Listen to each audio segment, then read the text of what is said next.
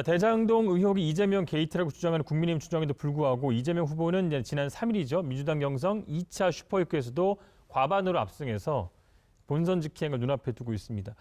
이 대장동 수사가 이제 속도를 낸 게 오히려 지지층을 좀 결집했다고 보는 시각도 있는데요. 어떻게 보십니까? 대장동 그 문제를 제기한 것은요. 민주당 권리당원과 민주당 지지층에는 전혀 영향이 없었어요. 그 이후에 사건이 터지고 광주 전남에서 이제 0.1% 지잖아요. 네네. 근데 전북에서 또 7대 3으로 그 월등하게 이겨요. 대세가 형성된 이후였다. 예. 대장동 이 문제는 실질적으로 민주당 지지자들에겐 영향이 없구나. 오히려 문제는요. 지금 이낙연 캠프 쪽에서 경선 불복이 아니라 경선 불인정 분위기가 퍼지고 있어요. 그리고 이낙연 후보가 그렇게 얘기했잖아요. 뭐 그 부인이 충고했다 그러면서 멀리 길게 보고 가라. 이런 얘기들을 흘려요, 그쪽에서. 그게 무슨 의미인가요? 지금 설명하려고 그러지 않고 예. 참지 못하고 또 톡 질문을 하시네. 뭐냐면 경선 초창기서부터 후보는 이재명으로 된다. 그런데 본선 레이스 하다 보면 후보가 바뀐다. 그럴 때 예비 후보로 남아 있어야 된다. 그래서 경선이 끝나고 나면 후보가 결정됨에도 불구하고 보통 이렇게 되거든요, 구도가. 경쟁했던 후보는 손을 들어주고 경선 인정을 하면서 공동선대위원장으로 가요. 예. 근데 이번엔 그렇게 안 될 것 같다는 거예요. 오히려 저는 이게 더 문제라고 봐요. 경선이 이미 끝났고 이후에 그 이낙연 캠프의 대응이 저는 심상치 않다고 보는 거예요. 심상치 않다고 보는 게 안타깝지만 그분들이 그 오판으로 인해서 정치 운명을 건 도박을 할 가능성, 위험성이 있어요. 진보진의 그 입장에서는 정도인가요? 봉합을 하셔야 되는 거 아니에요? 제가 봉시기 때문에 이제 봉합을 하긴 해야 되는데 그래서 이제 그 이재명 캠프 쪽에서는 이렇게 하겠죠. 일정하게 도저히 말이 안 되는 사람들 버릴 사람들은 버리고 대부분 안고 가야 되는데 끝까지 투항하지 않는 그 사람들은 뭐 어떻게 하겠습니까? 후보는 교체된다. 그러니까 근데 이제 이게 우리 지지자들의 그 영린을 건드는 거예요. 예. 뭐냐 2002년도에 정몽준 노무현 단일화되기 이전에 노무현 대통령 지지율이 김영삼 대통령 찾아갖고 뭐 시계 보여주고 그러면서 폭락을 해갖고 10% 초반까지 예. 갔거든요. 그때 후보 후단협이라고 하면서 후보 단일화하자고 하면서 후보를 교체하려고 그랬었던 예. 거예요.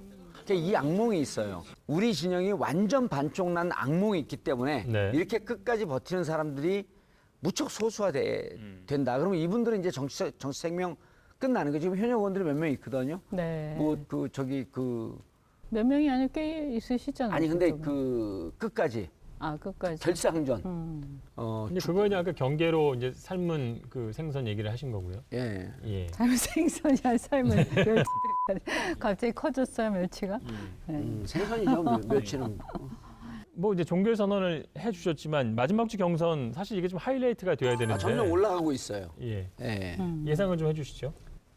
그리고 10월 11일 날 이제 다 끝나는 거죠. 네. 근데 지금보다 차이가 좀 더 벌어질 거라고 벌어질 봅니다. 거다. 예. 지금 이후에 이제 그 이번 대선 경선에서의 그 관전 포인트 몇 가지를 좀 짚을 필요가 있는데요. 예. 10월 10일 날 끝나고 난 다음에 이낙연 지지했던 사람들이 어느 쪽으로 흘러갔냐라고 하는 게 보는 게 첫 번째 관전 포인트예요.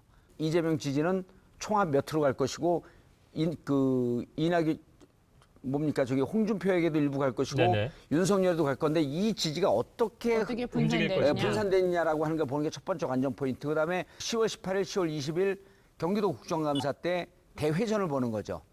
그리고 이제 야당의 전면적인 공세가 됐을 때 백마 타고 온 기사가 돼갖고 단기 필마로 싸워서 관훈장을 휘두르면서 다 제압을 할 거냐, 아니면 거기서 의혹을 더 키울 것이냐라고 하는 게 두 번째 관전 포인트. 세 번째가 뭐냐면 이제 이재명 지사는 그러면 20날 지나자 그 국정감사가 끝나자마자 바로 이제 경기도지사 사퇴를 할 거거든요. 예. 사퇴하고 난 다음에 즉각적으로 송영길 당대표가 선거대책위원 선대본을 바로 꾸릴 거냐, 아니면 한 10일이나 보름 정도 여유를 둘 거냐. 이재명 지사는 바로 꾸리기를 원하는 거거든요. 요때 선대본이 뜰 때까지 조금 주춤하는 이 지지율 국면, 이 국면을 어떻게 만들어 나갈 거냐라고 하는 게 민주당의 관전 포인트는 그 세 개로 정해지고. 자, 국민의힘은 6차 TV 토론회를 마무리하고 이제 8명에서 4명으로 후보가 압축됐습니다.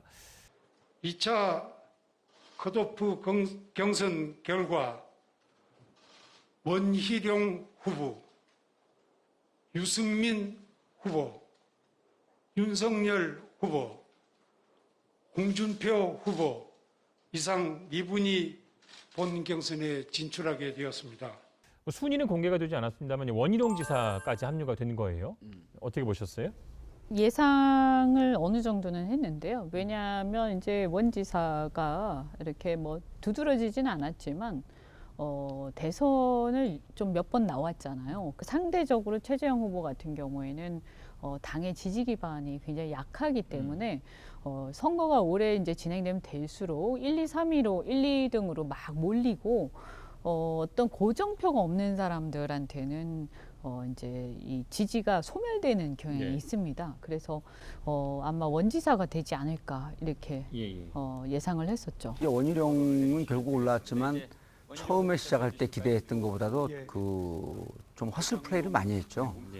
각광을 받거나 혹은 지지를 하는 그 기대하는 사람들이 많았는데 기대에 비해서 훨씬 못 미쳤었죠. 그리고 지금 간신히 턱걸이 했는데 별로 대세나 판에 영향을 주지 못하고 결국 2강 싸움으로 되면서 이제 거기서 감초 역할을 하는 유승민이 얼마큼 치고 올라올 것이냐라고 하는 게 이제 관전 포인트가 될 거라고 보입니다. 윤석열 후보 같은 경우는 이제 어떻게 보면 좀처럼 지지율이 흔들리진 않아요. 어느 정도 빠진 이후에는. 그래서 윤석열 후보가 여러 가지 실수에도 불구하고 지지율이 유지가 되는 어떤 그런 배경은 뭐라고 보십니까?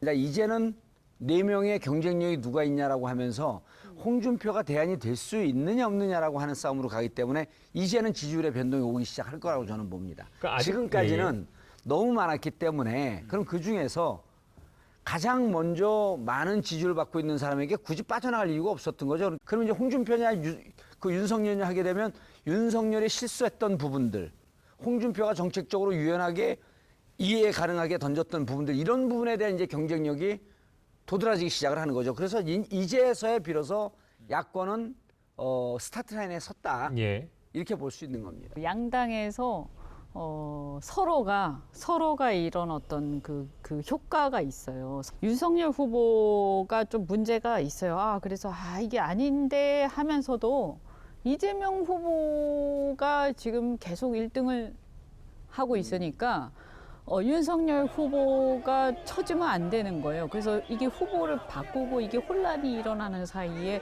이재명 후보한테 지거나 혹시 우리가 떨어지면 안 된다 이런 생각이 있어서 1등하는 후보를 받쳐주자 이런 게 있는 거죠. 지지자 결집 효과인데 네, 그 거꾸로 똑같아요. 제가 보기엔 민주당 쪽에서도 네. 이재명 후보가 마음에 좀 안 들어요.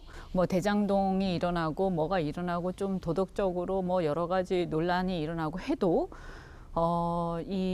이쪽에 비해서 국민의힘에 비해서 어쨌든 정권을 재창출해야 된다라는 그 의지 때문에 하여튼 이재명 후보를 밀자, 끝까지 지키자 이런 게 있는 거죠. 자, 오늘 여기까지 하겠습니다. 한 주간 쌓인 정치 독소를 빼기 위해서 디톡스 주스 준비했습니다.